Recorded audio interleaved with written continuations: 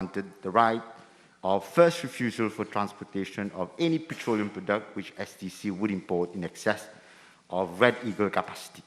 Thus, the contract guaranteed Betamax an annual rent of 17.6 million USD for 100% of freight capacity of its vessel, regardless of whether the vessel carried a full load for an uninterrupted period of 15 years plus cost of fuel, port duties, and demurrage charges, irrespective of fall in world price of freight and less number of trips undertaken from Mangalore to Mauritius. Furthermore, they had the guarantee for increase of 1.5% from year 6 and 2% from year 10, as from year 10. This meant that Betamax would have shielded from any downward fluctuation in freight rates. Mr. Speaker, sir, at the very outset, let me remind the House that in 2009, the contract of affreightment was unfortunately very much skewed in favor of Betamax at the detriment of the State Trading Corporation. It is clear that the contract was tailor-made for Betamax so that in case of a scenario of termination of contract, it was guaranteed and out of an ordinary payment up until the end of the contract. Betamax Limited would have had to be paid as if their services had not been undertaken for the whole period of 15 years. Since STC was paying more for freight with Betamax than it could have been paid on spot market, and after considering the abusive clauses of Betamax Limited in December 2014, government decided to renegotiate the contract. In this connection, 3 meetings were held with Betamax Limited to review the contract of affreightment. However, Betamax Limited did not demonstrate any genuine willingness to renegotiate the contract. Thus, on 30th January 2015, the government took the decision in the public interest for the STC to terminate forthwith the contract of affreightment with Betamax Limited. Betamax then filed a notice of arbitration with the Singapore International Arbitration Centre as provided for in the dispute resolution mechanism under the contract of affreightment. Betamax also claimed a sum of 176,345,494.52 US dollar plus interest, legal fee, and cost.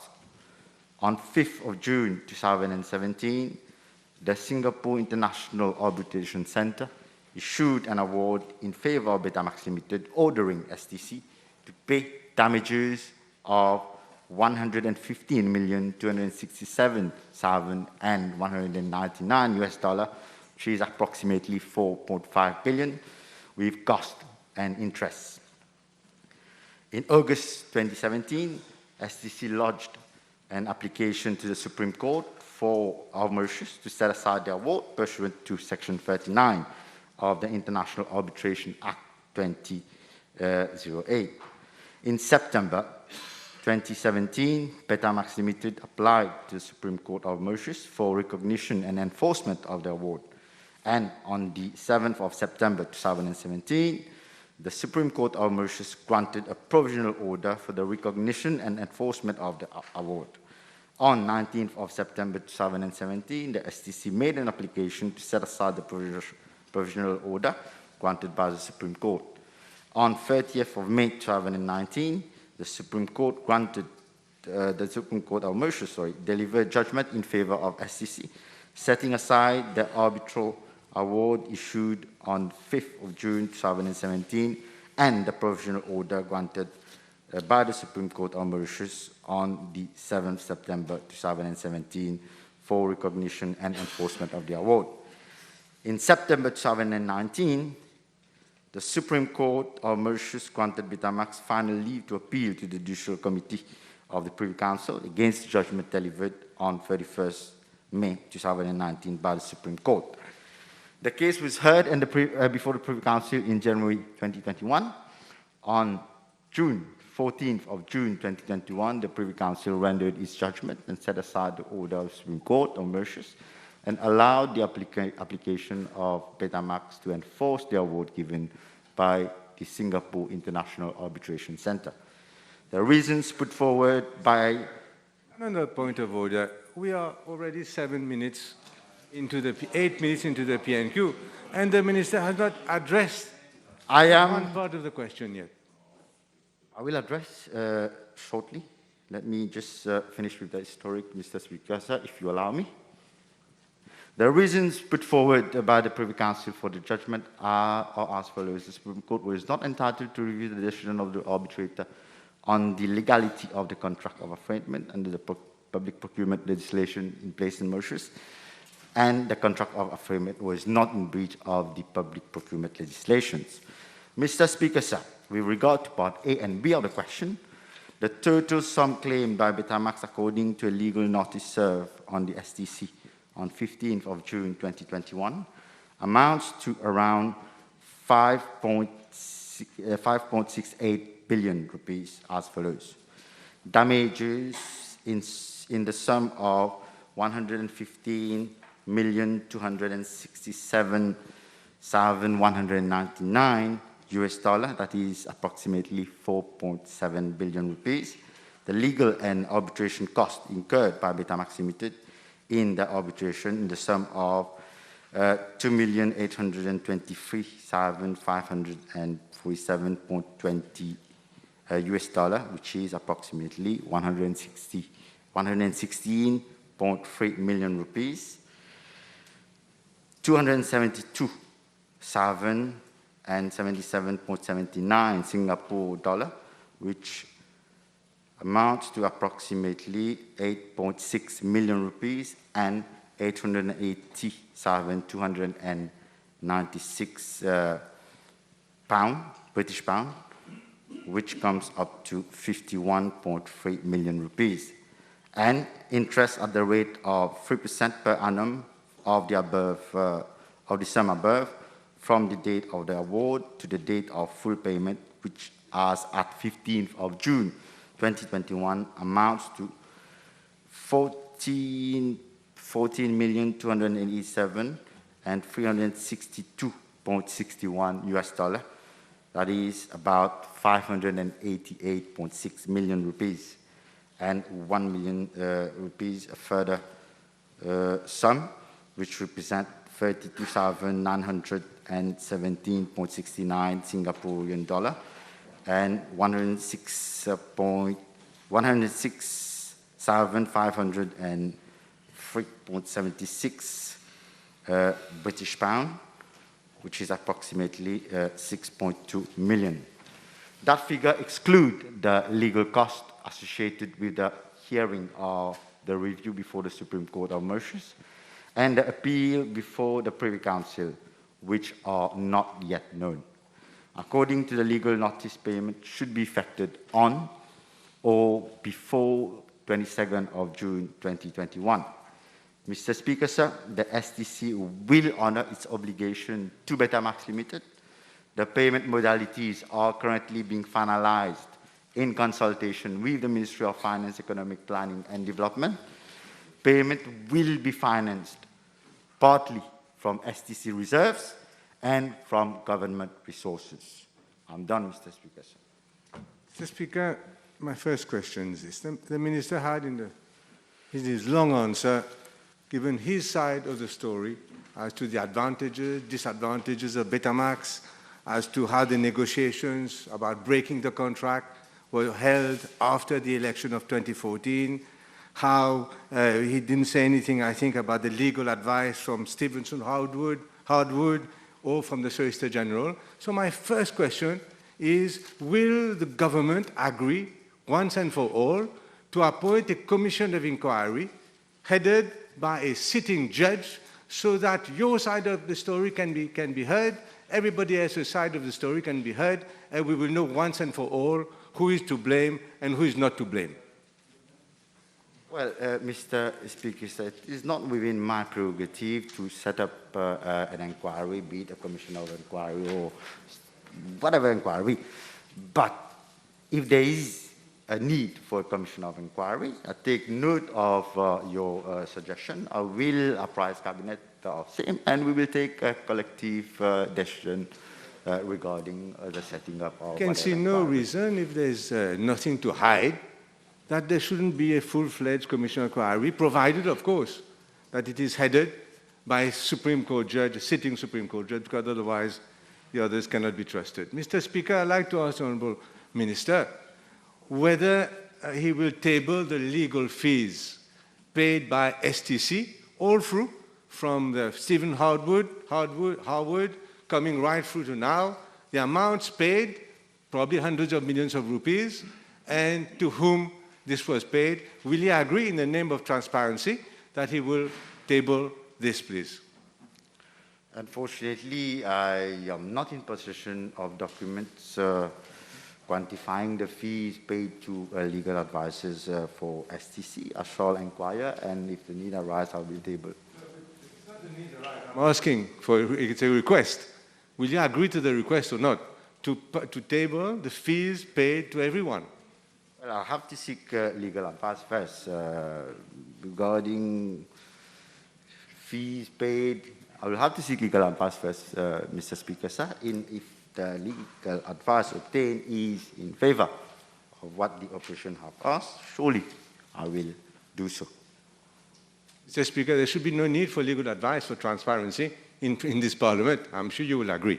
I will come, so I can see why we need legal advice with taxpayers' money that has been paid, and hundreds of millions, and it should be disclosed, Mr. Speaker, and I hope that the Minister will do so. I cannot see any reason for legal advice in respect of that.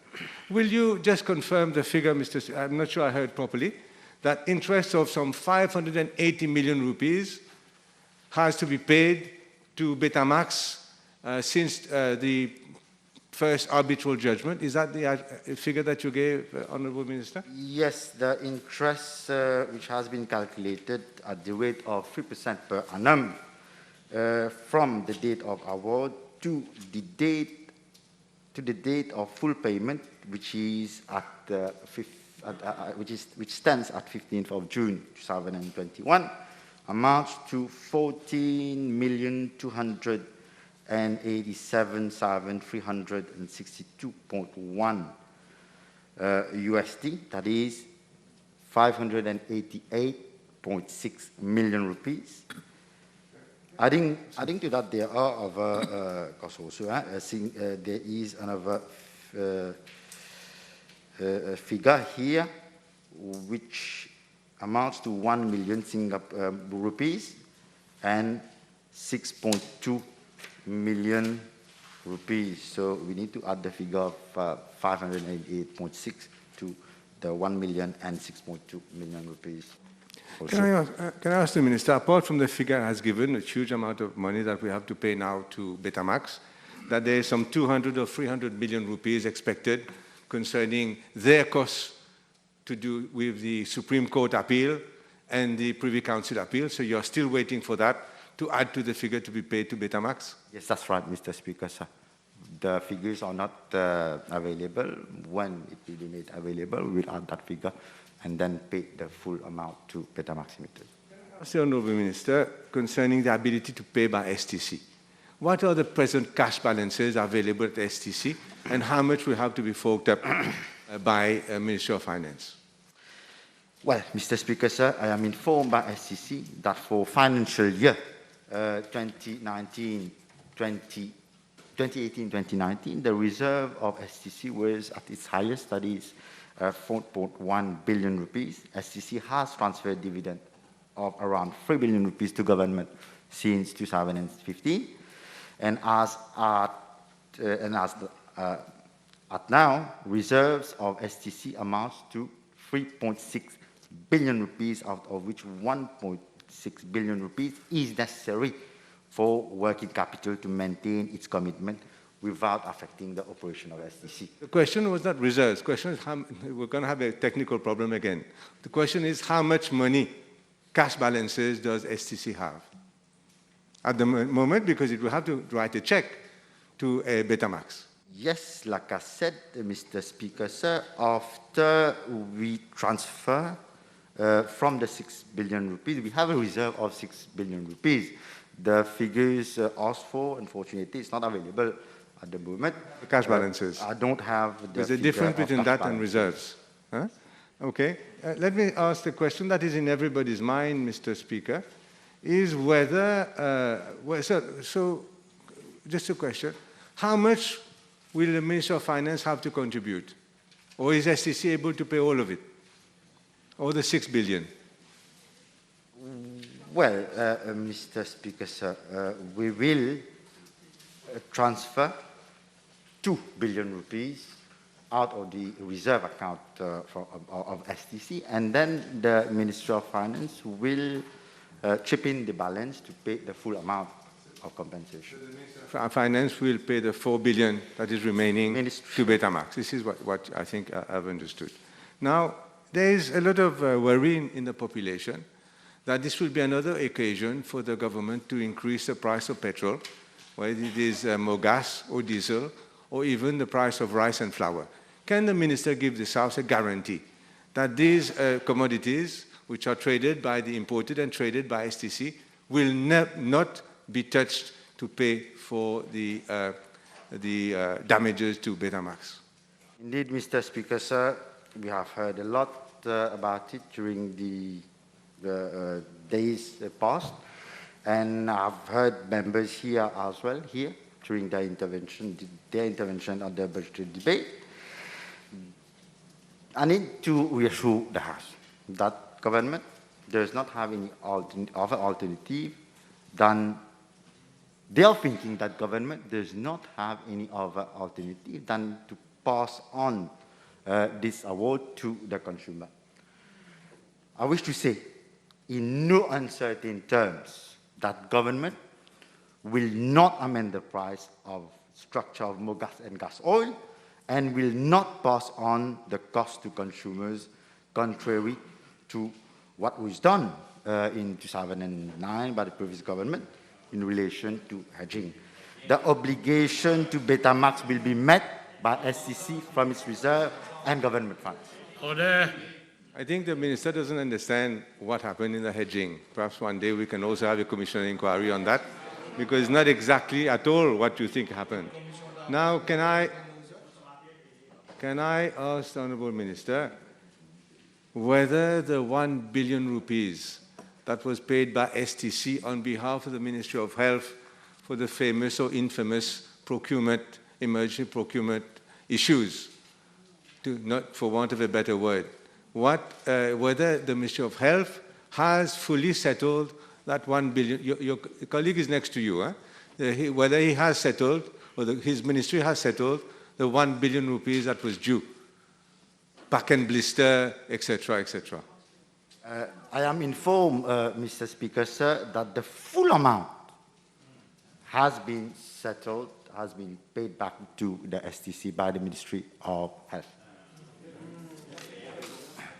Still a waste of money, but it's been paid. Mr. Speaker, can I ask the Honourable Minister whether the payment to Betamax will be in cash, as a cheque, or not in cash as buying a Porsche? It is an offence under FIAMLA to pay cash. Or, obviously. There's different types of cash. Mr. Speaker, what is problem with Honourable Padayachi? Didn't have a chance yesterday to speak enough? Okay, you had enough, you had your chance yesterday. Now, I ask it whether it is in cash, or it is going to be in terms of assets, or something like that, in order to reduce the impact of the cost onto the taxpayer. Well, I cannot speak, yes, I do understand, I cannot speak on behalf of the Ministry of Finance, but I presume, like any other transaction where the state is involved, I presume, it will be through bank transfer, I presume. One last question, now I will get my colleagues to come in. I'd like to ask the Honourable Minister whether all these payments to Betamax, how will it affect the ability of the State Trading Corporation to trade whether it's going to be able to carry on purchasing petrol for us and foodstuffs, etc., whether it will have any impact or whether you have calculated properly so that there is no impact on its ability to trade. We won't have STC going bankrupt. And I can assure you we have sufficient working capital, and we have, after transferring the 2 million out of the reserve, we have sufficient cash, that is 1.6 billion, and it will not affect the operation of STC. This is, I can assure the House. Can I ask, since the estimates, the budget provides for 2.4 billion rupees, which were supposed to be received from the STC by government and finance the budget. Is this still on? Has this been discussed with the Minister of Finance, the Ministry of Finance, whether these 2.4 billion rupees that were supposed to be received will be received, or whether the budget deficit will be increased by so much? Well, the issue was discussed with the Ministry of Finance, and I am informed that any excess amount to be transferred to the Ministry of Finance will be assessed on the case of commitments and will be considered on a case-to-case basis. So such transfer, if any, will not happen on the 1st of July 2021, but over the financial year 2021-2020. 2022. Thank you, Mr. Speaker. Sir, the Honourable Minister, when answering the question, referred to 3 meetings that were held between the government representative and the representative of Betamax before government terminated the contract. Is the Honourable Minister aware that during that last meeting, the minutes of meeting provide, and I quote, that the representative of Betamax said he was willing to continue working with the government and was willing to consider any proposal from the government. And before any proposal was made by the government, the contract was terminated. What does the Honourable Minister have to say about that? Mr. Speaker, sir, the first time I heard about it yesterday was on radio. Through the legal counsel and the legal representative of Betamax, I will not name he is the gentleman, but had it been the case, for example, if the government was not in favor of their proposal at that time, surely they would have made it known, surely they would have communicated to the government. There's nothing in writing to suggest that they made a counter proposal or they proposed other favorable terms, as the gentleman said yesterday, to the government. There's nothing on record.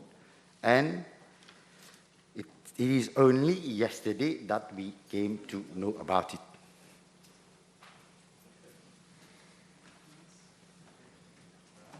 Thank you very much, Mr. Speaker.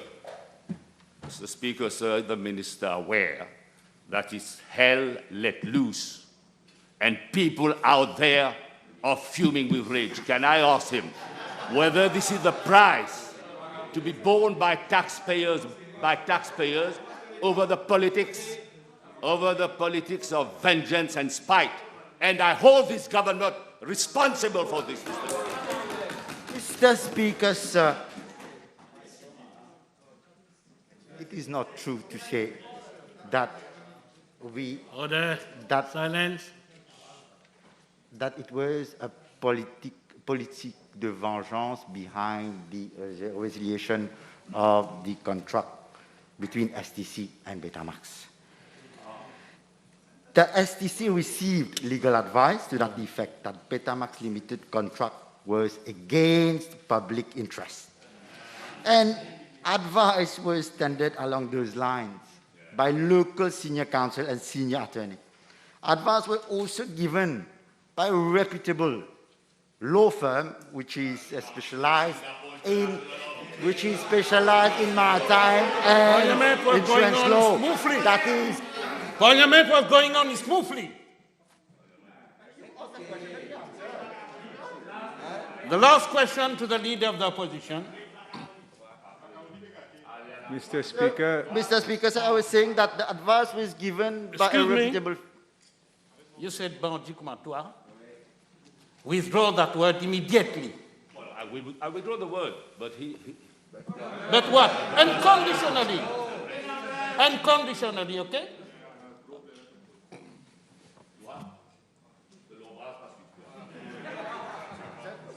Mr. Speaker, we've had...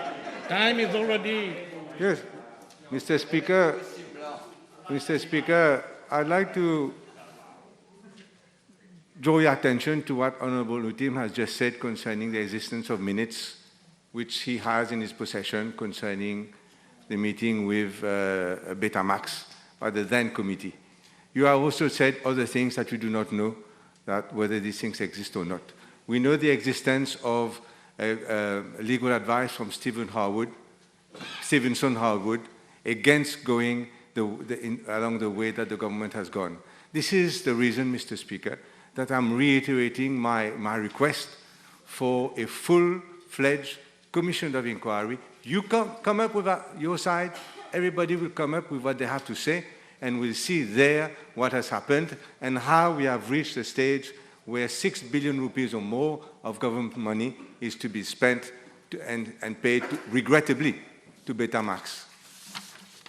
Well, like I said earlier, Mr. Speaker, sir, I will apprise the Cabinet of your concern, and then we will take a decision if the need arises.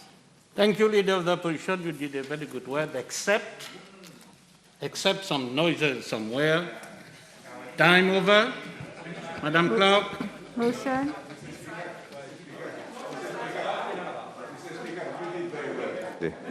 You did very well today. Thank you. We did well.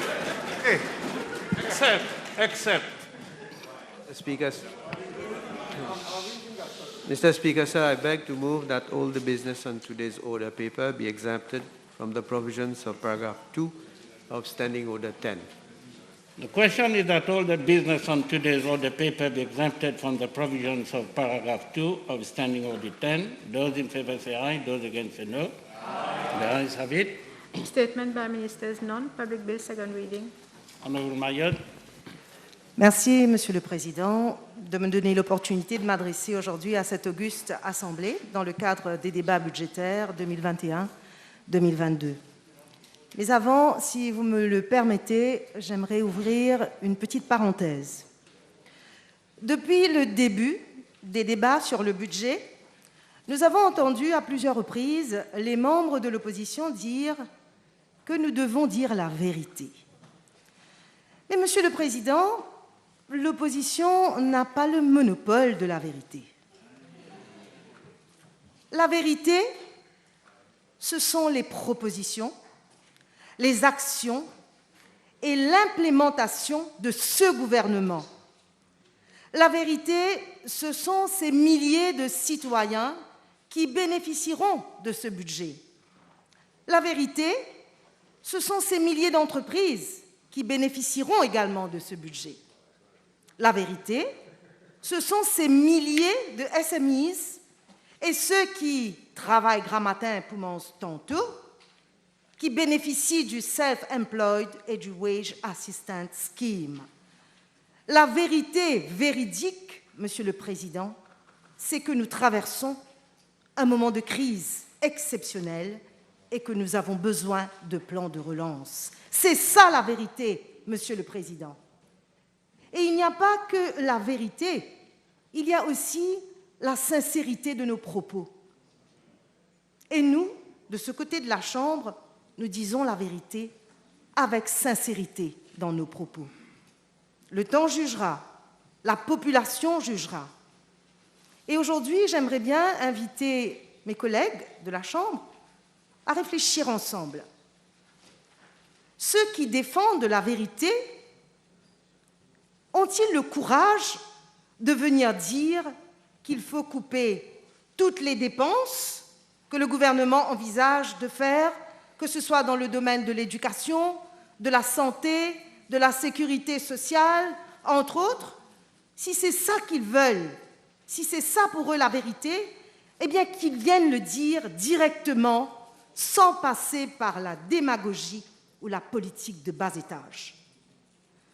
Mr. Speaker, sir, this present budget is the second one which my colleague, Honorable Ranganaden Padiachi, is presenting to this House and to the nation. But this second budget inscribes itself into a wider vision for continuing growth for the welfare of the nation. Under the able Prime Ministership of the Honorable Prime Minister Pravin Kumar Jugnauth, not only has the country embarked on a transformative journey, but it is an inclusive journey. A transformative journey wherein each and every citizen is being provided with tools, enabling capacity, and more importantly, the equitable chance to contribute to bake the national cake. The headline, Better Together, transcribes perfectly the philosophy of a government which values each and every citizen. A government which believes in the capacity of each and every child of the Republic to keep Mauritius great. Mr. Speaker, sir, the World Bank is predicting average global growth to be at 5.6% for 2022, but it is also forecast that recovery will be uneven between economies. Some will be doing better and others not. The gross domestic product for the Mauritian economy is expected to grow by 9% during the fiscal year 2021-2022 under scrutiny. The budget being presented before this August Assembly, Mr. Speaker, sir, is not one which speaks only to accountants and economists, to CEOs and to boardrooms. The successive budgets of this government have been setting the scene to project Mauritius into an era of dynamic, accelerated, even aggressive, and yet inclusive, sustainable, and human-faced development. Mr. Speaker, sir, we can imagine how challenging it must have been for the Honourable Minister of Finance during these extremely difficult times to strike a balance between maintaining une économie de la vie, decent, safe and sustainable livelihood for the whole population, while at the same time ensure that the economic mechanisms continue to go on in stability. Mr. Speaker, sir, no. Pensions for the elderly, the poor, the vulnerable, the deprived, the sick, the widow or the orphan have not been decreased. No, Mr. Speaker, sir, valued added tax, income tax, and even corporate tax have not increased. We shall succeed through enhanced recovery, innovative revival, and resilience together. One of the major pillars of our economy, the travel and tourism industry, has been at full stop since a year now. Nonetheless, this government has been caring since the very first days COVID-19 hit that industry. Government supported some 50,000 workers of the sector with more than 8.5 billion through the wage assistance scheme and self-employed assistance scheme. And this government is taking the pledge to continue to support the sector. Mais face à cette pandémie, Monsieur le Président, le gouvernement veut placer la vie au-dessus des ressources et la santé au-dessus de la dette. Si nous ne vaincons pas collectivement le coronavirus, nous ne vaincrons nulle part ailleurs dans le monde. Il s'agit d'un défi qui exige que tout le monde soit sur le pont. Aujourd'hui, plus que jamais, nous devons être les gardiens de nos frères et sœurs. Il n'y a pas un coronavirus pour les pays développés et un coronavirus pour les pays en développement et un autre coronavirus pour d'autres petites îles. Alors, il faut aussi se dire que Il n'y a pas un coronavirus pour le gouvernement et un coronavirus pour les membres de l'opposition. Nous sommes tous dans le même bateau. Le tourisme est l'un des secteurs les plus durement éprouvés par la crise. Plus d'1 an après le début de la pandémie, les chiffres sont sans appel. À l'heure où elle trace les voies de la reprise, cette situation est très préoccupante pour notre économie.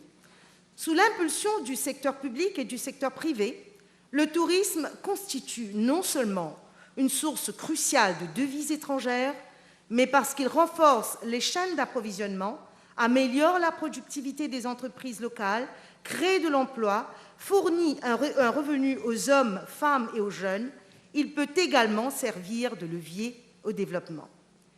Mais aujourd'hui, si vous me permettez, Monsieur le Président, je pense humblement qu'il est important de revoir la politique du tourisme post-Covid-19 pour repartir sur de meilleures bases. Monsieur le Président, en tant que citoyen, nous allons devoir améliorer la confiance des voyageurs. Il nous faudra également comprendre et suivre les nouvelles tendances du marché et les moteurs de la demande. Et dans une perspective de plus long terme, nous engager à bâtir des secteurs touristiques plus résilients et inclusifs à la faveur de la remontée en puissance de l'enjeu de la durabilité. La résilience n'est également de la priorité accordée à l'environnement, aux populations et aux moyens technologiques permettant de se préparer au changement climatique et aux autres crises.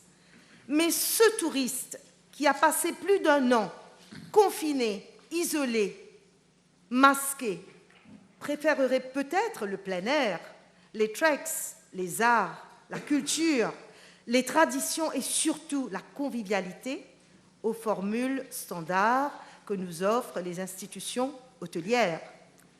Ce tourisme post-Covid sera l'occasion pour notre gouvernement de revoir la politique de ce secteur, pilier de notre économie, et les nouvelles opportunités qui s'offriront à nos jeunes en termes d'hospitalité et d'emploi.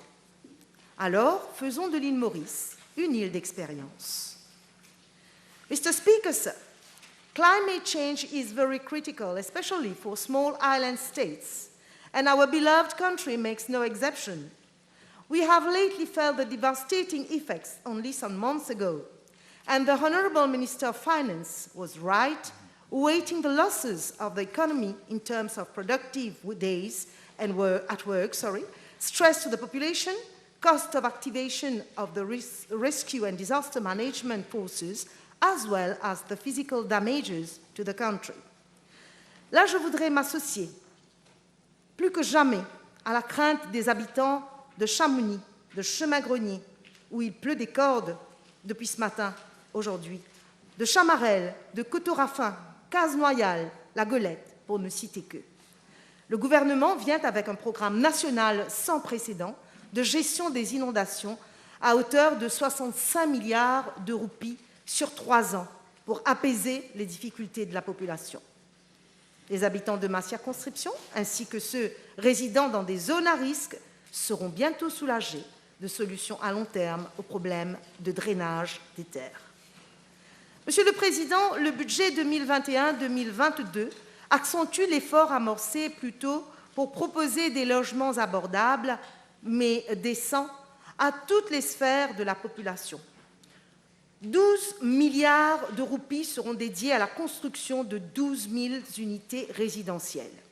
Des logements sociaux étant mis à la disposition de la population, Monsieur le Président, le gouvernement rassure en apportant des solutions intégrées de logement. Les maisons livrées comprennent actuellement le système de gestion des eaux usées, des réservoirs d'eau et même certaines avec des chauffe-eau solaires et des bacs à compost. Je suis certaine que l'honorable vice-premier ministre et ministre du Logement, ainsi que l'honorable ministre de l'Environnement et du Développement durable, veilleront à ce que cela devienne bientôt la norme. Monsieur le Président, posséder un logement, c'est un rêve pour la majorité de Mauriciens, quelle que soit la classe sociale. C'est aussi une réalité pour plus de la moitié des ménages, aujourd'hui propriétaires de leur logement. De manière générale, la propriété rassure, en particulier les personnes dites nécessiteuses, qui ont l'opportunité d'accéder à la propriété, même dans des environnements difficiles, manifestent moins d'inquiétude sur l'avenir. Le fait de posséder son logement renforce le sentiment de confiance en soi, de détermination et d'optimisme. Dans les dessins d'enfants, la maison est représentée comme un individu à qui l'on attribue une personnalité. Plus tard, l'individu adulte projette symboliquement, plus ou moins consciemment, le même schéma, c'est-à-dire l'image de soi dans son logement, sa ville, son pays ou sa nation. Or, le logement n'est pas qu'un bien matériel, ce n'est pas un achat comme un autre, il est source d'émotions, de projection de soi et d'organisation de vie. Enfin, nous gagnons utile à case, enfin, nous n'avons toile en la tête. Et aujourd'hui, c'est le rêve de tout parent, de pouvoir léguer un terrain, sinon une maison à ses enfants et petits-enfants. Et c'est aussi le rêve de la jeune génération de devenir propriétaire. To give access to finance to even those at the lower tier of our society, government is coming forward with a mortgage scheme so that self-employed and contractual workers can benefit from 80% of the mortgage under the scheme.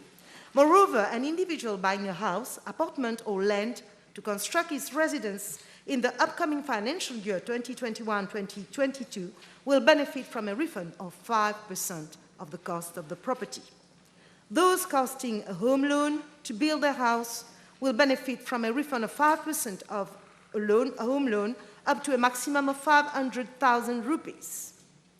Never has home ownership been so close to be materialized for thousands of families who some days ago could not even dream of it because of so many conditionalities, thanks to this government.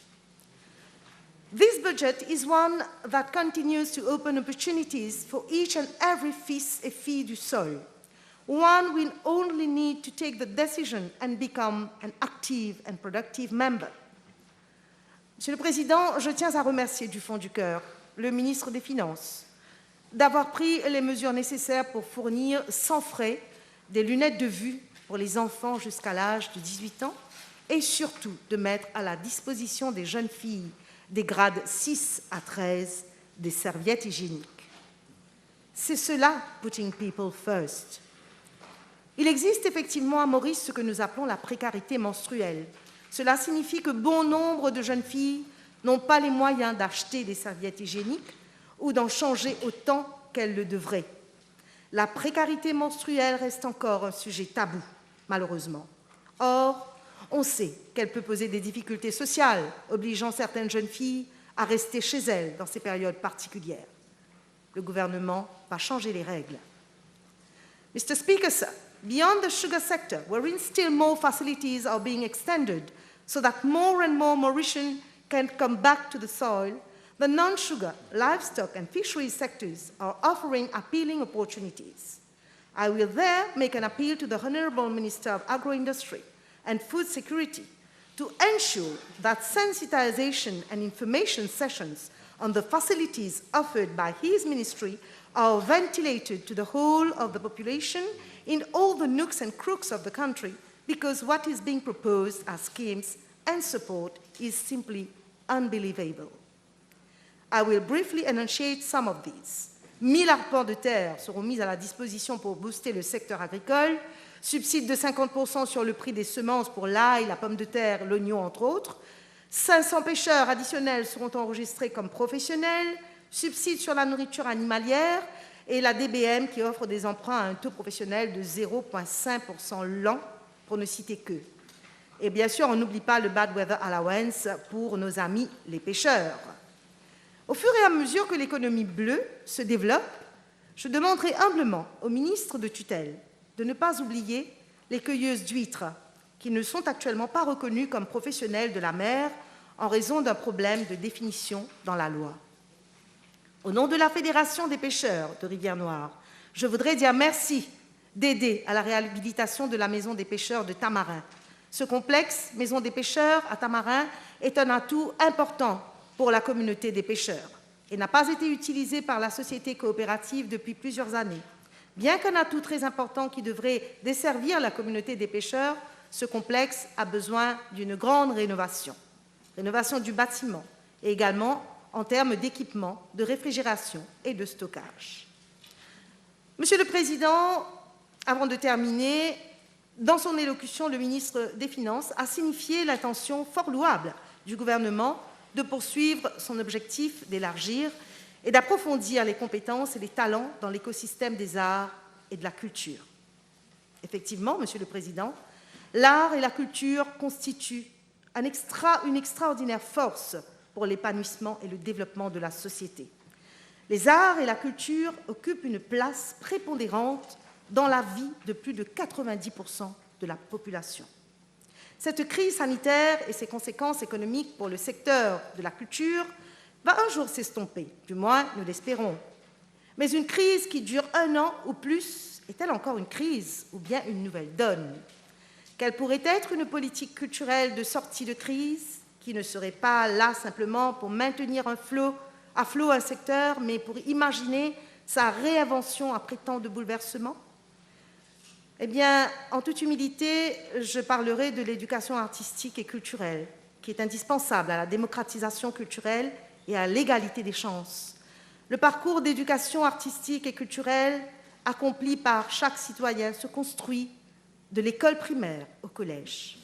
Nous pourrions, par exemple, nous engager résolument à agir en faveur de la créativité, de l'éducation, de l'amélioration de la qualité de vie, de l'innovation et de l'adaptation dynamique à un monde en constante évolution. Monsieur le Président, l'île Maurice est un chantier et nombreux sont les projets d'infrastructures en voie de réalisation. Ces mêmes infrastructures qui marqueront l'histoire de ce pays, ces infrastructures aujourd'hui, ces projets de développement, je parle par exemple là de la construction des hôpitaux bientôt, et aussi de ces urban terminals qui sont en voie d'ouverture, eh bien, ces mêmes projets de développement qui feront la fierté des Mauriciens sont là les réalisations de ce gouvernement. Et dans de nombreuses années, ces bâtiments deviendront ce que nous appellerons des patrimoines historiques et marqueront l'histoire de la contribution de ce gouvernement dans le développement de notre pays. Alors je demanderai humblement à ce que nos artistes puissent également y laisser leurs empreintes. Comme par exemple les inviter à venir inscrire leur créativité et leur histoire dans les urban terminals, introduire des salles de lecture dans les hôpitaux, introduire aussi ce qu'on appelle le art therapy dans les hôpitaux, dans les salles spécialisées pour les maladies mentales. Et aussi, pourquoi pas, donner accès à la lecture, à la peinture et autres créativités pour les enfants dans les salles dédiées aux enfants dans les hôpitaux. Monsieur le Président, il y a des saisons dans l'évolution d'un pays où des défis fondamentaux doivent être adressés et ainsi faire des choix judicieux afin de poser des bases solides vers un nouveau cap durable. Notre détermination, nos valeurs, les fondements même de notre existence sont mis à l'épreuve avec la situation sanitaire qui prévaut. Nous aurions pu choisir la voie du changement cosmétique, facile, et d'un conservatisme figé, mais nous choisissons de tracer une voie qui mènera à une refonte fondamentale, au renouveau et au retour de l'espoir. Nous agissons. Ne pas agir, ce serait de renoncer aux valeurs et qualités intrinsèques de notre gouvernement. La compétence, la résilience, la compassion et l'espoir. Le Premier ministre et son gouvernement déploient tous les moyens nécessaires pour gérer ces états de circonstances à la fois sans précédent et imprévisibles. Comme le dit si bien le ministre des Finances, l'a dit si bien le ministre des Finances dans son allocution, nous serons mieux ensemble. Eh bien là, ce sont des mots qui me font penser tout de suite à ce proverbe africain. Seul, on avance plus vite, ensemble, nous avançons plus loin. Ce proverbe illustre la vie en équipe, le passage du jeu à nous. Elle illustre de manière claire l'incontournable investissement dans les interactions humaines et permet également de percevoir la puissance du nous qui porte le jeu pour une île Maurice durable et rentable. Je terminerai, Monsieur le Président, par cette petite citation. Nous travaillerons ensemble pour soutenir le courage là où il y a la peur, pour encourager la négociation là où il y a le conflit et donner l'espoir là où règne le désespoir. Dixit Nelson Mandela. Je vous remercie, Monsieur le Président.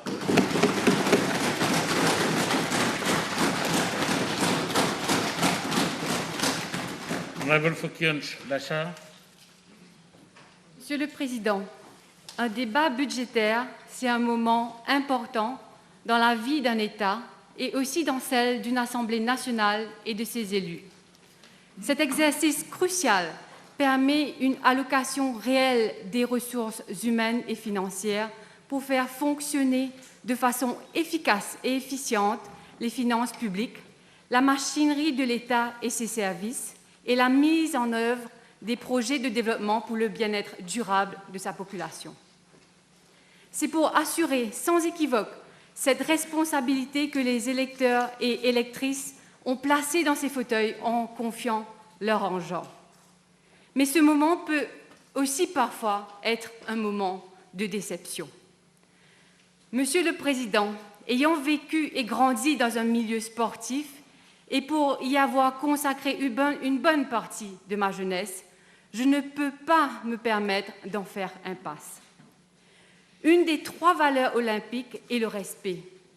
Le respect des règles de conduite, le fair play envers l'adversaire, que ce soit sur le code ou dans la vie. Monsieur le Président, le respect des règles est nécessaire pour une vie sociale harmonieuse du pays. Cela se traduit par le respect des institutions, du Parlement et de tous ses membres, le respect des règles de la bonne gouvernance et de la méritocratie, le respect de la vie et de la communication privée. Or, ce n'est pas toujours à cela qu'on assiste.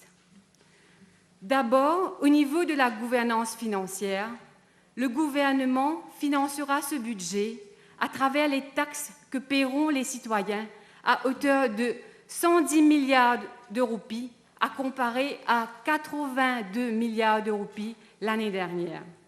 La population paiera donc 33% de taxes de plus. La dette nationale représente déjà 100% du PIB, tandis que, paraît-il, il y a certaines qui prendront 147 ans pour être remboursées.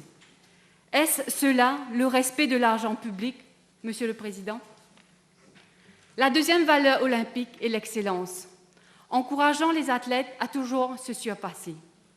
L'excellence opérationnelle vise l'optimisation de la productivité de l'État en effectuant la chasse au gaspillage lié au fonctionnement. Faut-il se rappeler encore une fois les trouvailles impensables du directeur de l'audit par rapport au gaspillage? Monsieur le Président, jusqu'à présent, les débats sont centrés autour de l'environnement économique sans précédent et inattendu. Rien de plus vrai, Monsieur le Président. Mais encore plus vrai, even prior to COVID-19 and other events of 2020, Mauritius was on an increasingly fragile development trajectory, selon le rapport de la Banque mondiale. Monsieur le Président, la troisième valeur olympique est l'amitié, la solidarité. Rien de plus urgent et indispensable avec la COVID-19. Cette pandémie n'est pas que chiffres et nombres, Monsieur le Président. Elle a un visage, un regard qui en dit long sur la peine, les épreuves et la douloureuse incertitude qui s'installent ici et ailleurs. J'ai une pensée spéciale pour ceux qui ont vécu des drames, silencieusement, esselés dans le confinement, dans le sillage de cette pandémie. Décès, séparation des familles, précarité, perte d'emploi, receivership et des centaines d'autres situations pénibles. La COVID-19 a entraîné dans son sillage, ici et partout ailleurs dans le monde, encore plus de tragédies humaines. Je revois ces images à la fois choquantes et tristes. Que pouvons-nous faire pour éviter et atténuer de tels drames?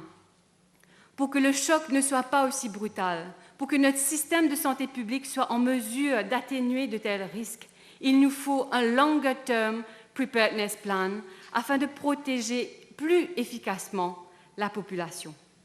Et il serait souhaitable qu'un select committee de la Chambre se penche sur la gestion de la pandémie afin de faire des recommandations pour affûter notre preparedness. Une chose est sûre, Monsieur le Président, la Covid-19 est venue chambouler la vie de tous et ses effets sont les plus palpables dans le secteur de la santé et du tourisme.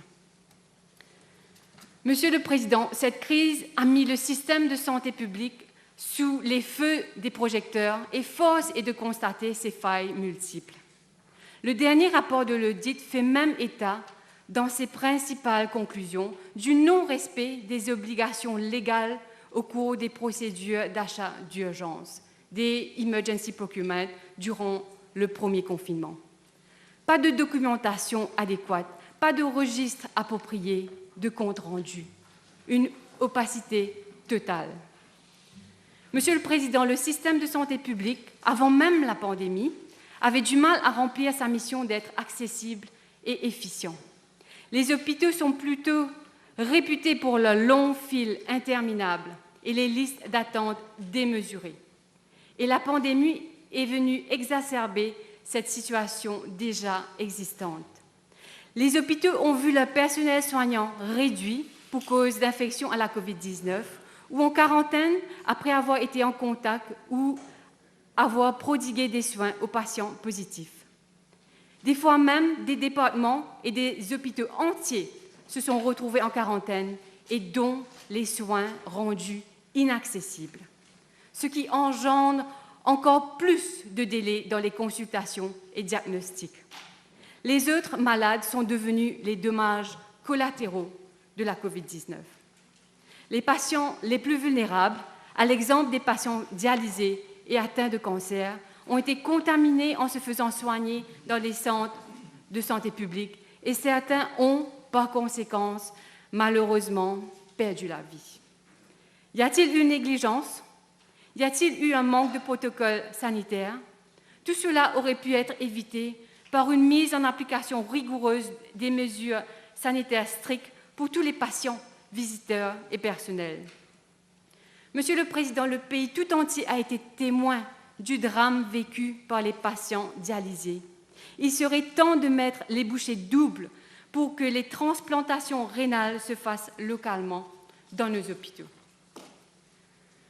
Monsieur le Président, année après année, le budget annonce l'achat de nouveaux équipements médicaux modernes et sophistiqués.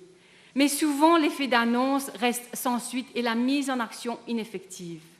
Et cela, le directeur de l'audit l'a dénoncé dans son dernier rapport que, durant les 5 dernières années, 30% du budget alloué à l'achat d'équipements médicaux n'a pas été utilisé.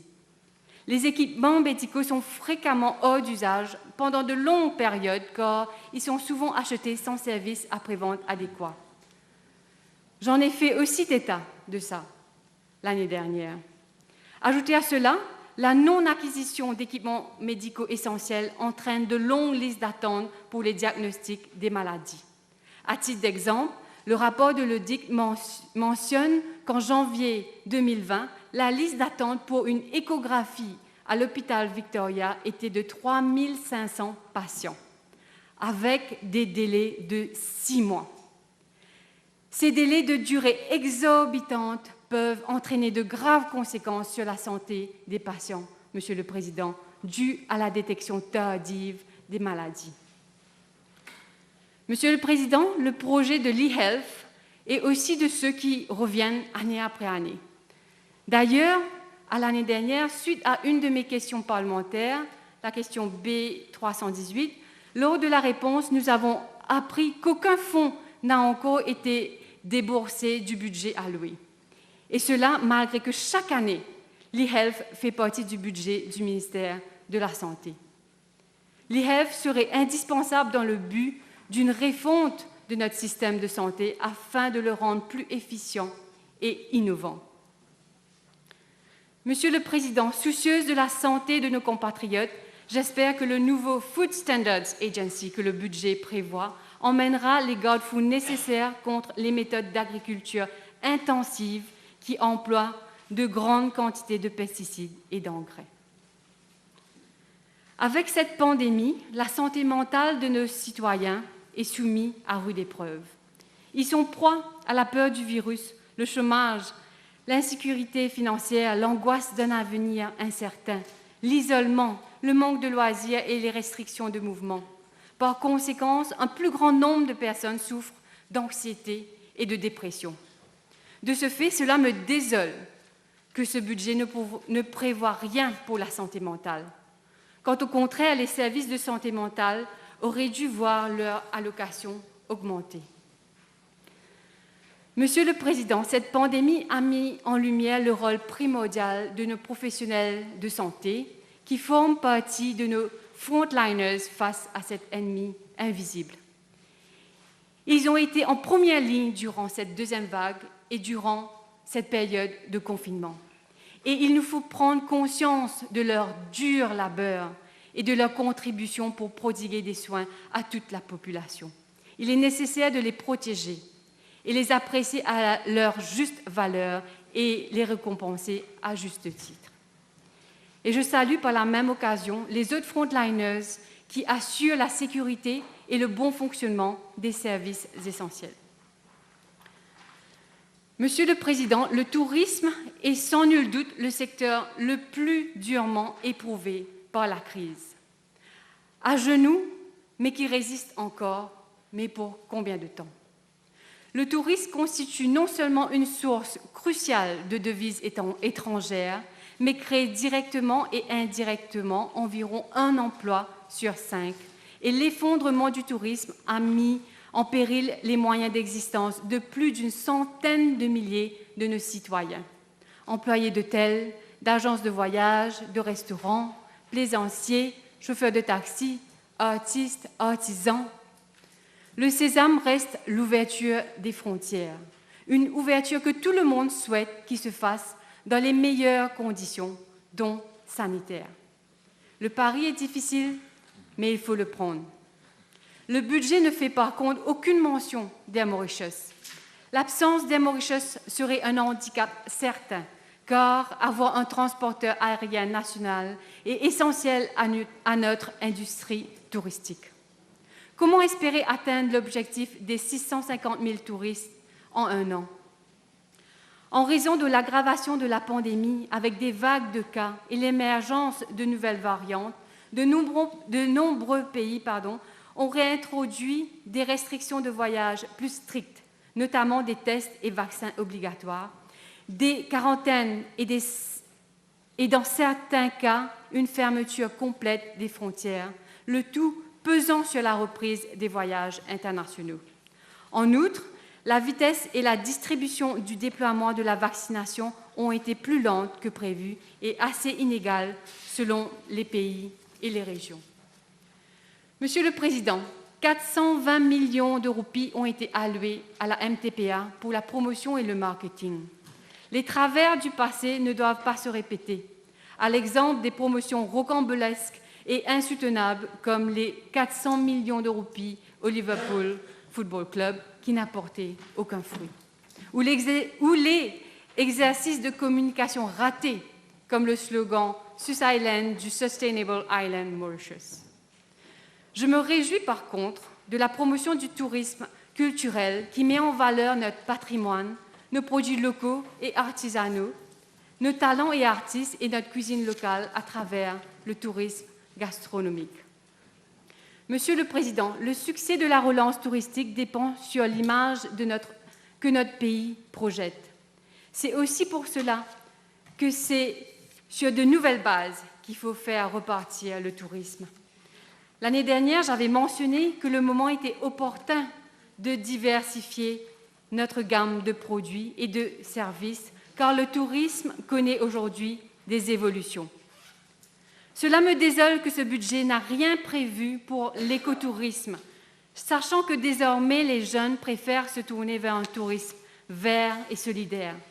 Ces jeunes ont soif d'authenticité et de nature, et il nous faut promouvoir la construction des écogîtes qui seront respectueux de l'environnement et offrir des incitations fiscales aux promoteurs de ces hébergements écologiques et durables.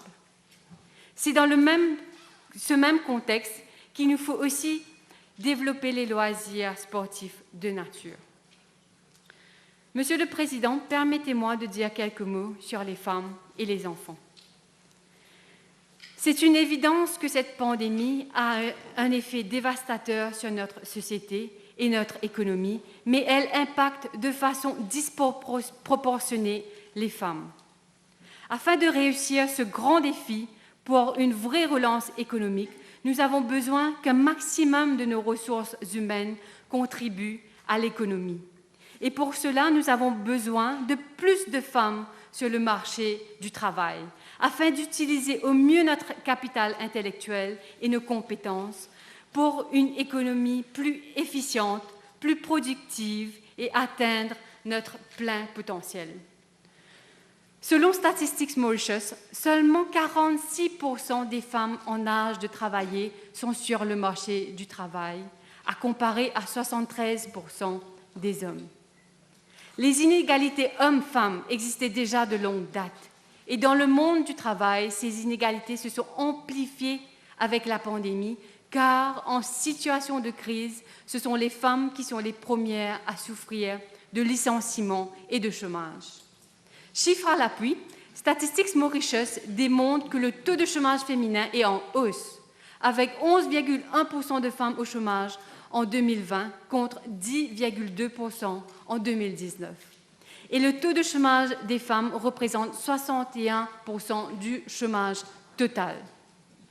Avant même la pandémie, les femmes souffraient de discrimination et d'inégalités professionnelles. Elles occupent des postes moins qualifiés que les hommes, cela en dépit de leur niveau d'études plus élevé. Les métiers les plus féminisés tendent à être les moins rémunérateurs et les femmes ont plus difficilement accès aux postes de décision. Les femmes sont aussi traditionnellement plus largement assignées au travail non rémunéré dans le rôle domestique et la prise en charge de la vie familiale pesant essentiellement sur elles. Nous devons finir avec ces inégalités et afin d'atteindre nos objectifs de relance, notre société a besoin que plus de femmes contribuent à l'économie du pays. C'est dans cette optique que le budget aurait dû faire provision de mesures pour encourager l'embauche des femmes ou même de décourager les discriminations envers les femmes au moment de l'embauche, et cela à travers un partage plus égalitaire des congés parentaux qui permettrait aux femmes de réaliser des carrières plus rémunératrices. Un quota plus élevé de femmes dans les boards des grandes et moyennes entreprises. Et enfin, former les enseignants pour que, dès l'école, casser les stéréotypes de genre pour éviter une orientation professionnelle différente pour les filles et les garçons. Monsieur le Président, afin de permettre à plus de femmes de contribuer davantage au développement économique du pays, le budget aurait dû apporter le soutien nécessaire aux mamans, comme l'instauration des crèches dans les institutions gouvernementales et parapubliques, et même au sein de notre Assemblée nationale. Une des plus grandes inégalités dans le monde du travail est la discrimination salariale envers les femmes, où, pour travail égal, elles perçoivent une rémunération moins que celle des hommes. Statistics Mauritius démontre encore une fois que pour travail égal à travers toutes les catégories professionnelles, en 2019, les femmes touchaient 76% du salaire des hommes. Malgré les lois déjà existantes, les inégalités persistent. J'espère donc que le Gender Equality Bill, annoncé il y a plus d'un an de cela déjà, et inscrit encore une fois dans ce budget en tant que stratégie 2021-2024, viendra remédier à tout cela, entre autres. Monsieur le Président, en ce moment de crise socio-économique, une deuxième vague et un deuxième confinement, les tensions au sein des ménages sont exacerbées. La dynamique familiale difficile et par conséquent, le nombre de violences domestiques ne cesse de croître. De ce fait, cela me désole de constater que la protection des personnes vulnérables et le combat contre la violence domestique n'est pas un élément prioritaire à ce gouvernement, quand une seule mesure a été consacrée à la violence domestique. Quand les femmes victimes de violences sont toujours celles qui sont arrachées de chez elles, quand leurs bourreaux, eux, jouissent du confort de leur chez eux, quand elles sont confrontées à des policiers insuffisamment formés au moment des dépositions au poste de police et par conséquence, les actions appropriées ne sont pas prises. Et quand les femmes sont blessées ou même abattues par leurs bourreaux malgré une protection order. Monsieur le Président, le dernier rapport de l'UNICEF démontre qu'investir dans la petite enfance, c'est non seulement investir dans l'avenir de l'enfant, mais aussi dans celui du pays. Le financement des programmes pour la petite enfance a des retombées extrêmement positives, notamment une élévation du niveau d'éducation, une amélioration de la santé, une baisse de la criminalité et une hausse des revenus individuels. Le pays bénéficiera d'un capital humain plus qualifié et donc de revenus et une compétitivité économique accrue. À l'opposé, négliger d'investir dans la petite enfance a comme conséquence des enfants en mauvaise santé et moins aptes à apprendre, avec une capacité de gain réduite. Cela signifie également une économie affaiblie et une charge plus importante pour les systèmes éducatifs, de santé et de protection sociale. C'est un investissement tellement crucial qu'en 2015, le développement de la petite enfance a été inclus dans les objectifs de développement durable des Nations Unies. Il serait donc non seulement primordial d'augmenter l'apport du budget consacré à ces enfants, mais cela me désole que le budget ne prévoit rien pour nos très jeunes enfants, quand les études ont démontré que 80% du cerveau d'un enfant se développe avant l'âge de 3 ans. Il faut mettre sur pied des programmes de communication aux parents et lancer des campagnes d'information au public afin de contribuer à une meilleure compréhension de l'importance critique de la nutrition, la protection et la stimulation pour les enfants, pour que les enfants atteignent leur plein potentiel. Monsieur le Président, la plupart des crèches pour les enfants de 0 à 3 ans sont privées et payantes. Si nous souhaitons vraiment donner une chance égale à chacun de nos enfants et leur donner un départ optimal dans la vie, il est du devoir du gouvernement de mettre en place des crèches publiques ou de subventionner les frais de crèche. Et dans la même foulée, cela aidera aussi plus de mamans à prendre un travail et de contribuer à l'économie. Par ailleurs, il serait du bien-être de nos enfants que les établissements de crèche et pré-primaires bénéficient d'examens médicaux de routine, comme c'est le cas pour les écoles primaires à monter. De plus, les politiques essentielles à mettre en place dans le monde du travail pour le développement idéal des enfants sont des installations permettant l'allaitement, des pauses rémunérées pour l'allaitement durant les 6 premiers mois, ainsi que des services de garde d'enfants sur les sites des entreprises et des programmes d'apprentissage précoce pour les enfants des employés. Monsieur le Président, l'exposition d'un enfant à la violence peut être lourde de conséquences sur sa santé mentale tout au long de sa vie. Des études démontrent qu'un enfant ayant connu des périodes d'insécurité prolongées sera 2 à 5 fois plus fréquemment hospitalisé pour maladies et problèmes de santé qu'un enfant ayant grandi dans un univers sécurisé. Les récents cas bouleversants d'infanticide et le nombre croissant de maltraitance envers les enfants démontrent que le combat contre les abus envers les enfants doit être intensifié. C'est dans ce but que j'espère que le programme d'accompagnement des familles va inclure l'éducation parentale pour protéger les enfants de la violence. Et j'accueille favorablement qu'un Community Child Protection Programme soit mis sur pied dans les zones vulnérables pour sensibiliser les membres de la communauté à la détection des abus sur les enfants. Mais je suggère néanmoins qu'un programme soit aussi établi pour former le personnel médical, particulièrement pédiatrique, dans le diagnostic et repérage de maltraitance sur les enfants qui sont de passage dans les centres médicaux, car les abus sur les enfants ne viennent pas uniquement des zones vulnérables. Monsieur le Président, c'est un soulagement qu'à travers le Children's Act, malgré que la promulgation de celui-ci se fait toujours attendre, le châtiment corporel et le bullying seront des graves offenses punies sévèrement par la loi. Il faut donc investir davantage pour former les enseignants à la discipline positive et sensibiliser les parents à l'éducation bienveillante.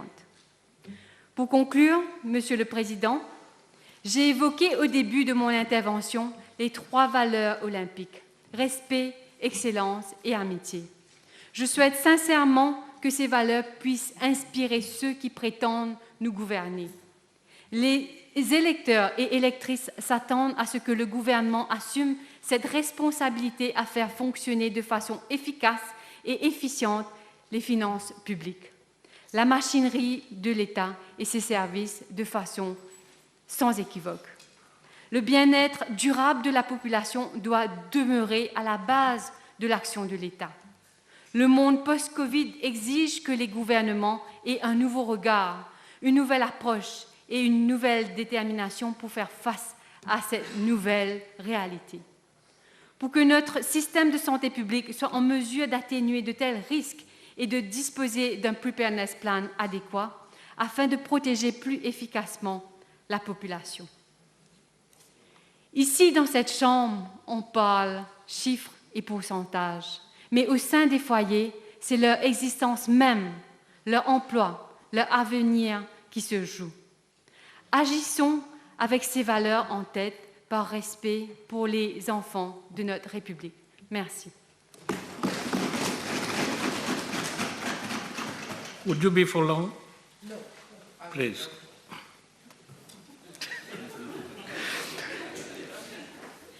Mr. Speaker, sir, as I start my intervention today, allow me to have a special message to the youngsters joining either primary, secondary schools or academies. They are heading to new pastures in view to securing the right potentials to evolve in this emerging world of newness and to become citizens of the world.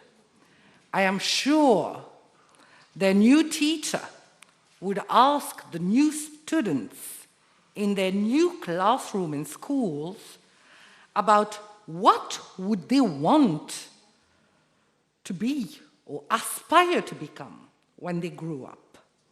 I do hope many would say politicians, ministers, and why not Prime Minister.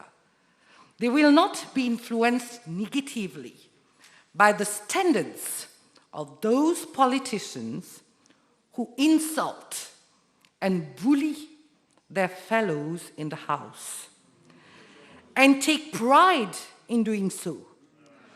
They will not qualify politics as being cheap and lowly. Their engagement, patriotism, and innocence would not be tainted by the arrogance of seasoned politicians who vent their superiority complex. I would hereby refer to the speech of the first member for Port-Louis-Maritime, Port-Louis-Est, who unluckily is not here, who found it fun and satisfying with an undefined ease to treat the young elected members of this side of the House with disdain and inelegance, far from any respect to the decorum of the House and individual personalities. Some members easily forget that they too were once a newbie on the political scene. This is the reflection of one's lack of substance, which some try to hide by using fake eloquence as well as exaggerated theatrics. Mr. Speaker, sir, I will now come to the gist of my speech.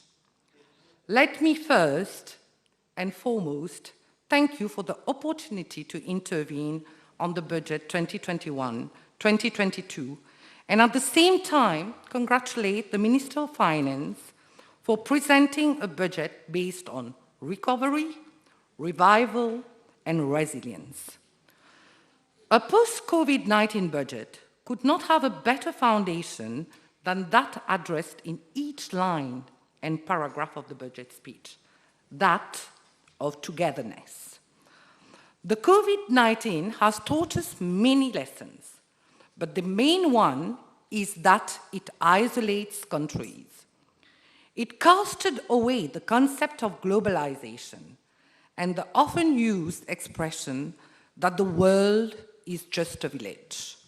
When a pandemic strikes, every leader has the instinct of first securing his people and his country.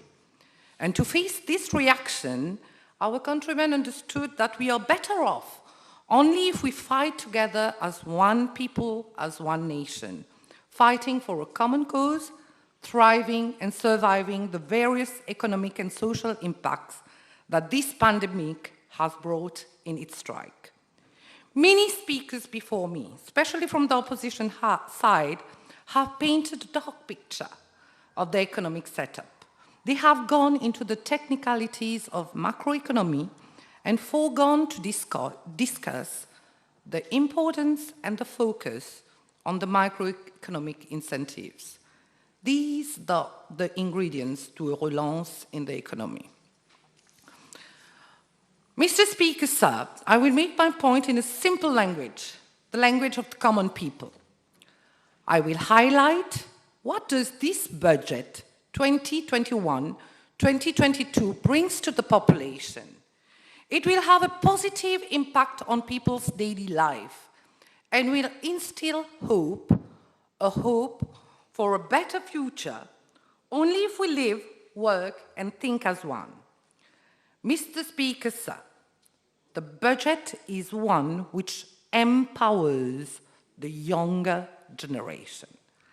Let us first start with the most discussed concept of youth unemployment. Mr. Speaker, sir, there is only one truth, and that truth doesn't need to be sugar-coated.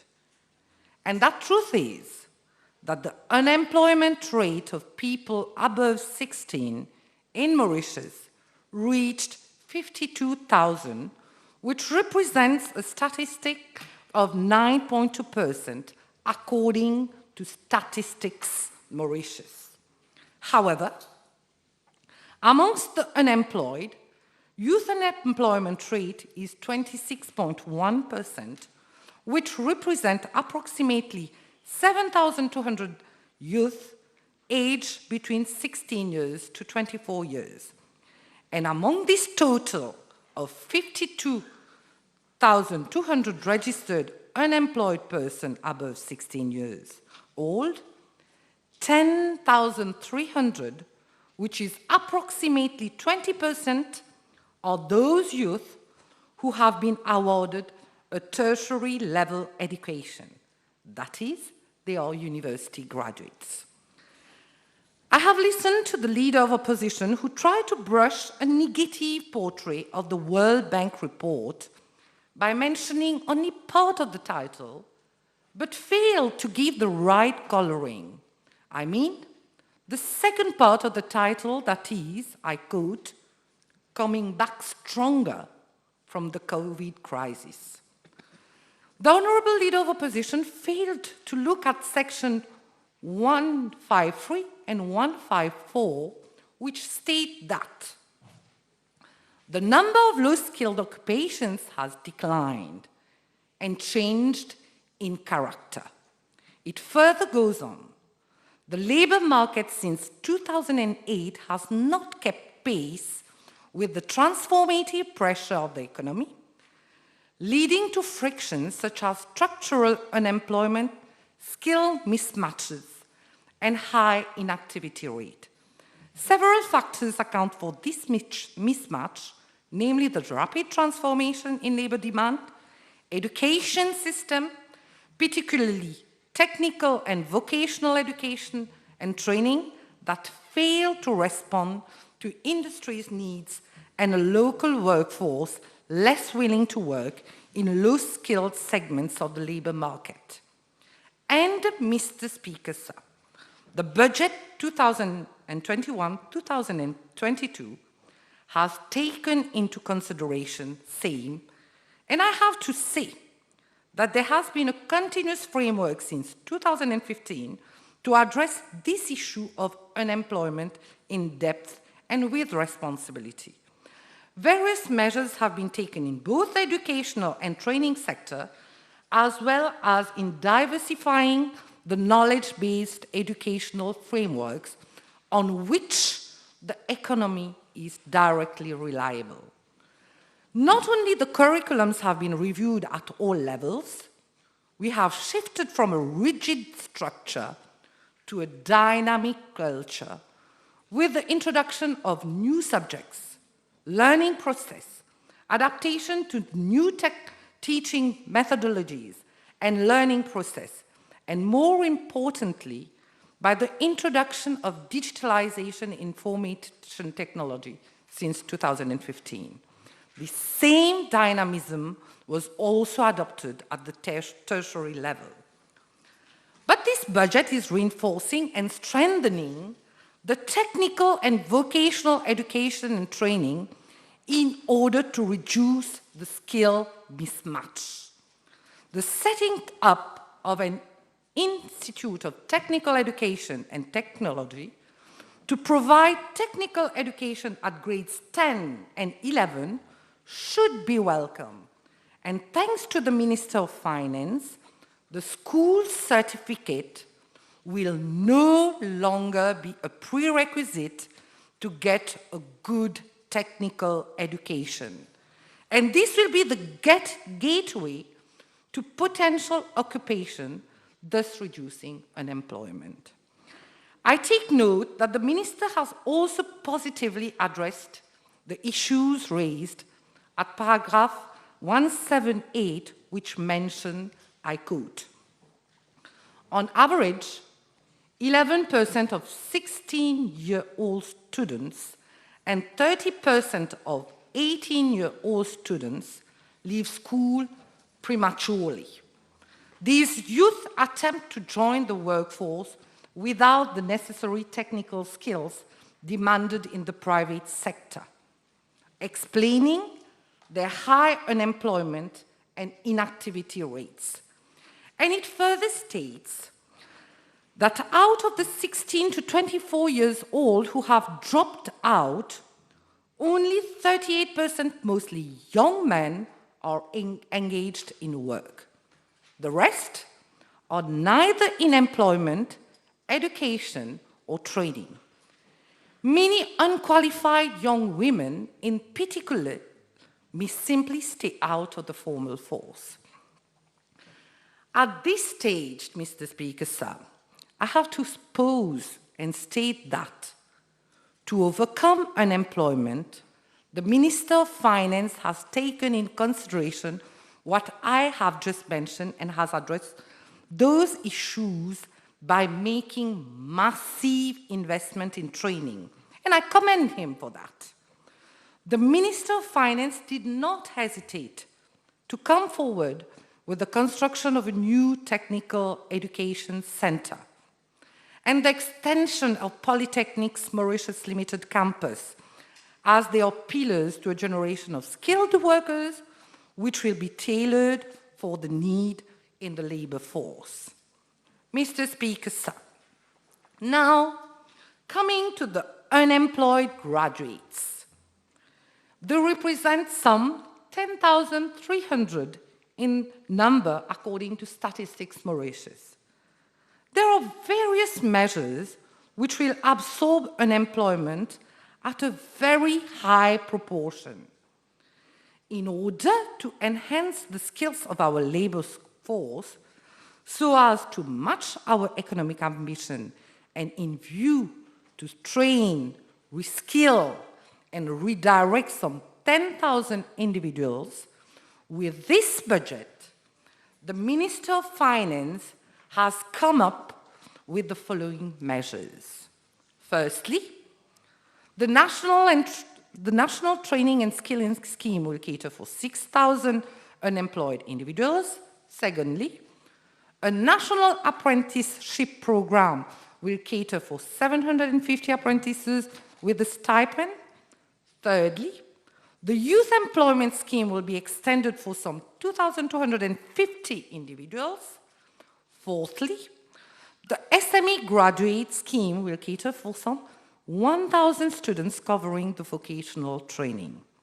It also goes without saying, taking into account the various measures from the last budget, the Minister of Finance has engaged himself into the continuity of empowering youth to tackle the issues of unemployment. And this is in line with European Union policies to reduce unemployment and having the youth at heart. In the same vein, it is a commitment to ensure that all young people under the age of 25 years receive a good offer of employment or a continued education, apprenticeship, or traineeship. Mr. Speaker, sir, at this stage, I have to thank the Minister of Finance for his trust in the youth and for addressing the issues of paragraph 166 of the World Bank report that states that employers reported the lack of soft skills as an important constraint to hiring young people. Employers value not only technical skills, but also soft skills, including interaction skills during interviews, planning, tolerance to pressure and frustration, perseverance, their ability to work as a team, and their communication skills.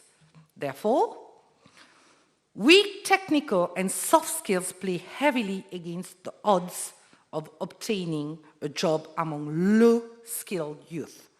Once potential candidates are placed in a job, employers often complain about the lack of workplace values and interpersonal skills as challenges to maintaining these positions, not to mention about career growth.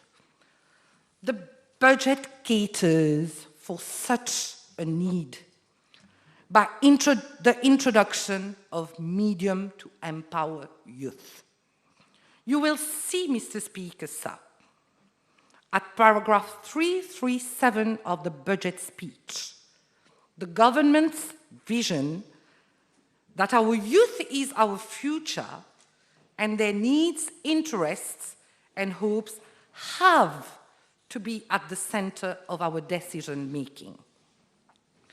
It is noted with appreciation that there is an investment of 165 million rupees in order to deliver the priorities on our youth. The National Youth Council will be strengthened to transform the current youth centers into modern hubs over the next 3 years.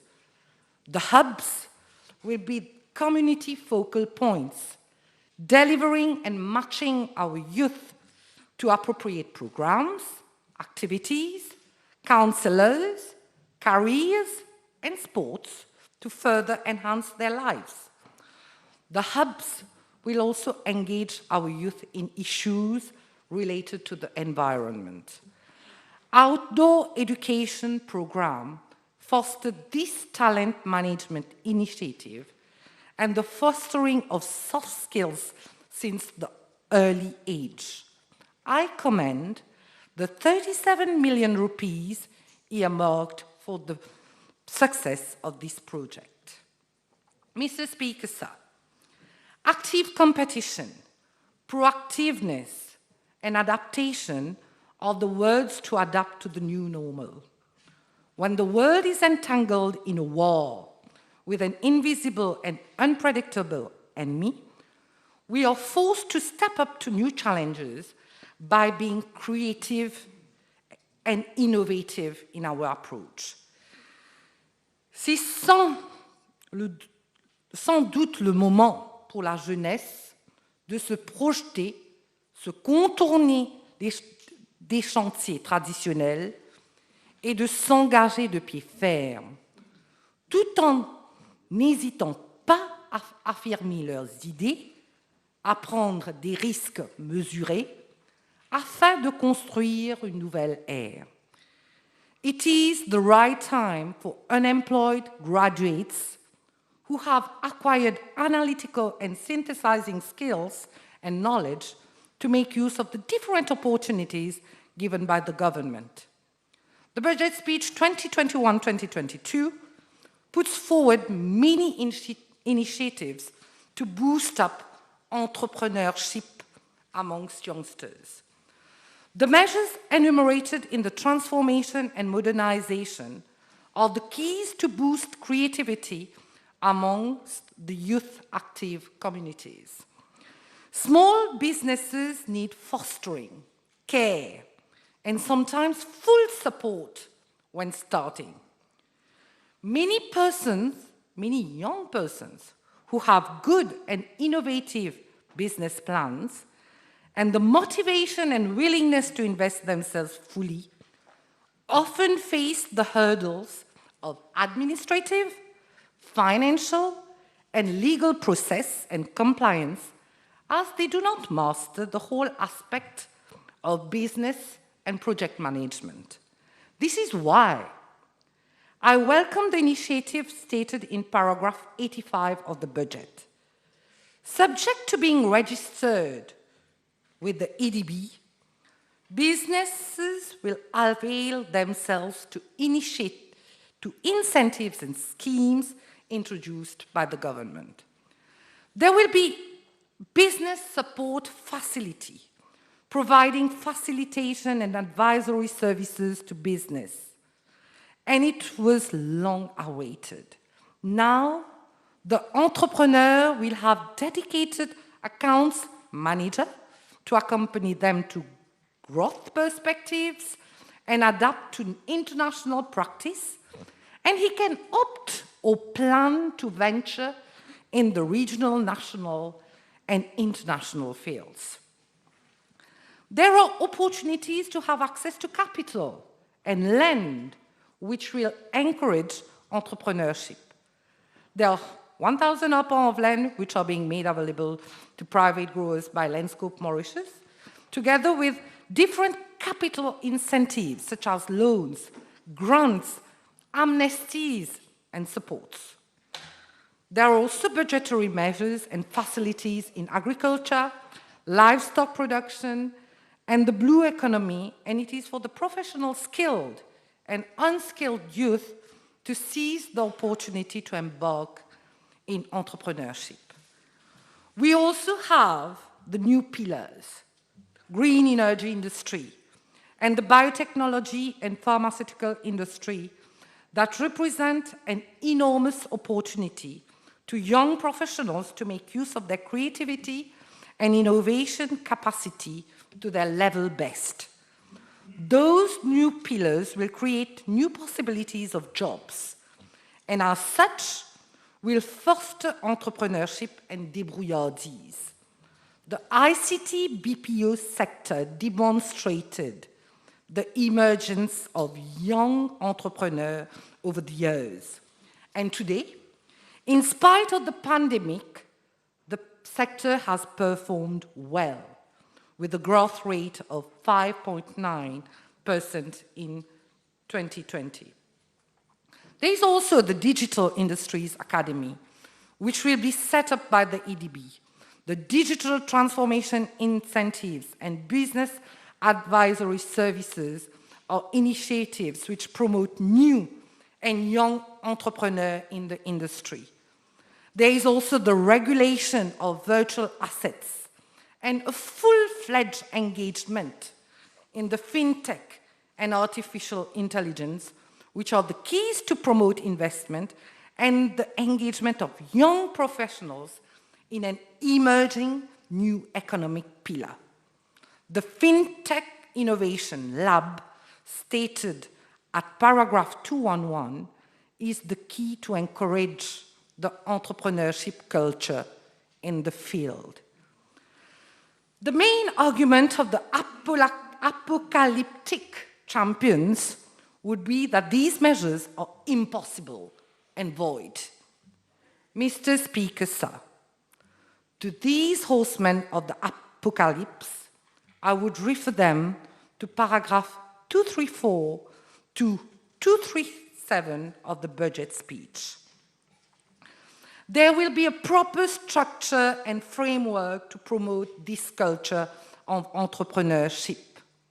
The Mauritius Research and Innovation Council will reinforce the EDB, SME Mauritius, and the Ministry of SMEs, Industrial Development and Cooperatives in stimulating this culture and boost up entrepreneurship. The MRIC's 7 different innovation and commercialization schemes were already sound business development assistance, and the focus were on newness, innovation, and creativity. The National Incubator Scheme, which provides coaching and mentoring to business startups as early as the idea stage, was already a realistic and successful step in promoting entrepreneurship. Now, through the budget 21-22, with the addition of a pool of researchers who will respond to research needs of businesses, important steps in the oceanographic research and agricultural avenues may be tapped. I commend the 125 million rupees earmarked to foster research and innovation. The Emerging Technologies Council is a prominent addition to the research landscape, especially in new technologies such as blockchain, AI, and IoT. The budget 2021-2022 aims to help modernize employment and social policies, improve access to finance, and promotes the setup of micro and medium companies. These enumerated measures were not electoral marketing tools, as the opposition members try to define them, but soundly pondered measures, stitched in a full-fledged and structured network to boost youth economic engagement in our society. Mr. Speaker, sir, I cannot forget to thank and commend the Minister of Finance for giving new opportunities to young couples and professionals who contribute actively in the national economy. Home ownership is the wish and aim of every active and inspired young people when joining the labor market. This has always been the most strenuous step in personal and family management and development. Housing loans and personal loans are the means for most to accede to this dream of personal independence and well-being. The government has shown that sharing is caring. As we share the burden and care about each one's dream, we establish a bridge of support and accompaniment. Paragraph 187 to 195 of the budget states that an individual buying a house, apartment, or land, or contracting a home loan to construct a residence in this financial year will benefit from a refund of 5% of the cost of the property up to a maximum of 500,000 rupees. The exemption duties for first-time buyers, access to 2,000 lots, which will be put in sale by government institutions like State Investment Corporation and Rosbel Sugar Estate, ensures that access to land and finance is easy, swift, and efficient. It is a sound step to democratization of land access. There are many other social aspects which will empower vulnerable groups, middle-class income earners and young professionals, all along within the whole budget speech. My friends elaborated on many of those in details and will continue to do so when they present landmarks in the development of a country with inclusiveness at its core. Mr. Speaker, sir, I will now conclude by commending the Minister of Finance for having measured the vulnerability of our southeastern coast, a coast that have been hit by the accident of the Wakashu, by flood of June 2021, with 400 millimeters of rain in 2 hours that has stricken and surprised the inhabitants. And it was urgent to address these cumulative problems and tackle them at their core. This is why I welcome the short-term and long-term plans enumerated in the budget. The 1.2 billion investments in the rehabilitation and protection of our coastlines, the constructions of waterfronts at Deux Frères and Rivière des Créoles, the investments of 1.5 billion rupees in drain construction and upgrading are measures which will help change the physical setup of the region. This will also empower the communities residing in the region by creating new jobs and giving new avenues for entrepreneurship. I personally welcome the advent of Fêtes de l'Art en Village, as they will give the dose of boosting cultural exchanges between regional partners and cumulatively grow in national and international exchanges. I will now stress on a very simple but important fact.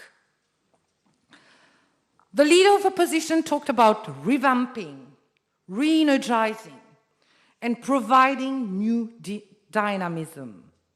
The budget 2021-2022 shows that we are leading to it. And my speech enumerates only some of the measures to prove them. So stay assured, nous arriverons à destination malgré vos démagogies, vos demi-vérités et la peur que vous essayez d'instaurer. We are all speaking of a new normal.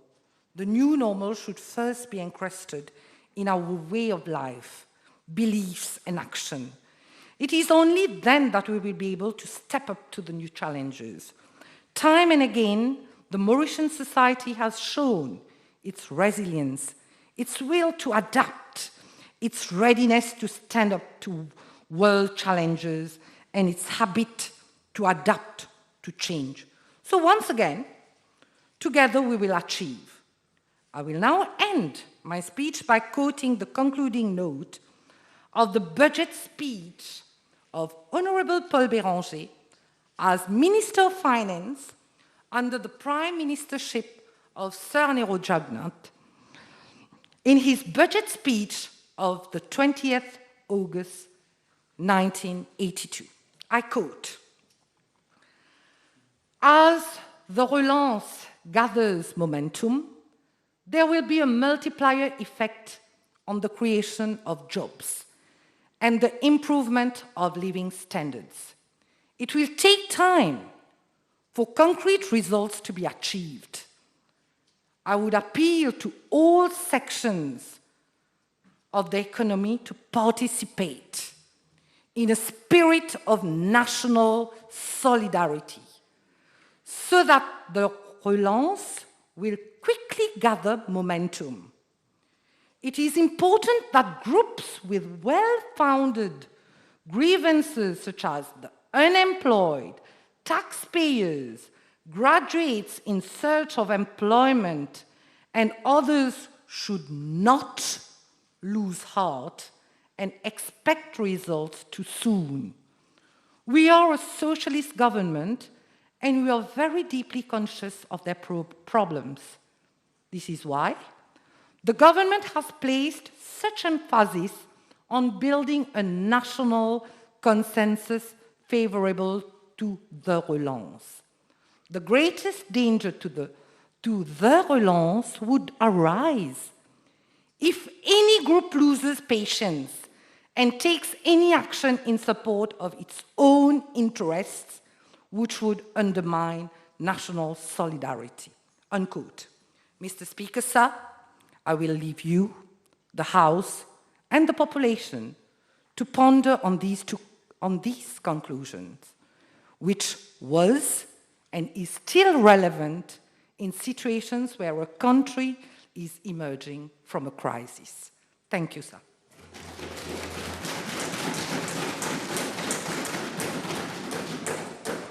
Honorable Ganga Prasad, I guess you're not in a rush, then we'll take a pass.